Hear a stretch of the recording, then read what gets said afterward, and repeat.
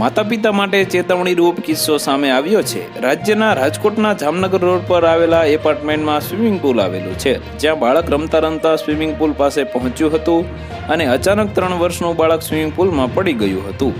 બાળક જીવ બચાવવા માટે તરફડિયા મારતું રહ્યું, પણ તેનો જીવ જતો રહ્યો હતો।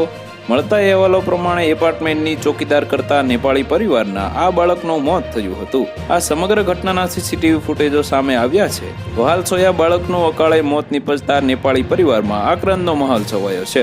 સાથે સાથે જો તમારા એપાર્ટમેન્ટમાં સ્વિમિંગ પુલ છે તો નાના બાળકોને સંભાળી રાખજો। સીસીટીવી ફૂટેજના આધારે પોલીસે આગળની તપાસ હાથ ધરી છે।